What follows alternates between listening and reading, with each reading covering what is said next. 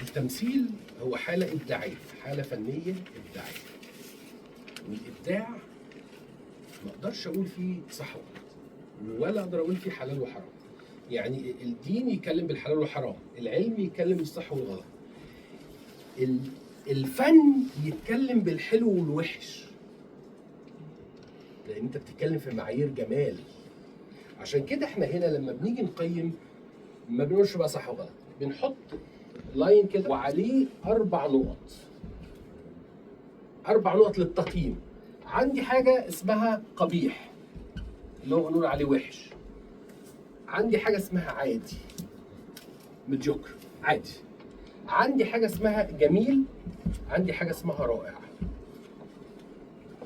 4 نقط لتقييم التمثيل: قبيح، عادي، جميل، رائع. امتى اقول على الشيء ده انه قبيح او مش حلو او وحش؟ لما يكون بيفتقد لكل مقومات صناعة اللحظة التمثيلية. يعني الأخ اللي بيمثل ده ما يعرفش أي حاجة عن قواعد التمثيل، لا بشكل أكاديمي ولا بشكل تلقائي، لأن في ناس بتكتشف نفسها بشكل تلقائي وتطلع شغل كويس. فهو ما يعرفش حاجة، فداخل بيعك، ففي حالة من حالات اللخبطة والعك. يعني اللحظة اللي المفروض تعمل بسعادة هو عاملها بحزن، اللحظة اللي المفروض يعملها بانفعال عاملها بشكل انفعال، في لخبطة. فأنت حاسس إن ده وحش، مش معبر، مش موصل المعنى كويس.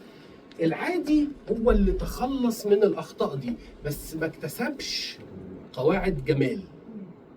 يعني هو ما عملش حاجة غلط، بس ما عملش كمان حاجة حلوة. فاهم الفكرة؟ بيتكلم، بيرص الكلام، بيقول الحوار، بيعمل الحركه، لابس لبس مناسب للشخصيه، مش عارف ايه. فده هو ما اقدرش عليه وحش، بس هو في الاخر سطحي عادي، هو بيقول الكلام مش معطلني، يعني موصل لي المعنى المطلوب.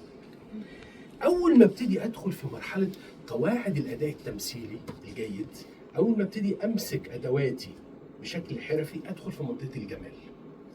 ان انا بقيت اقدم هنا ما يعرف بالاشكال الجماليه الادائيه. خد بالك، الاداء التمثيلي ما ينفعش احصره بس في منطقه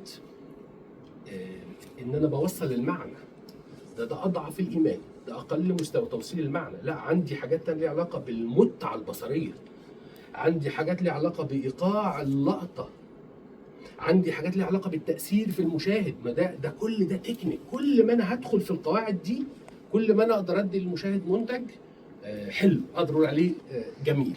اوكي. منطقه الروعه دي بقى، دي انا ما اقدرش لا انا ولا غيري اعلمها لك.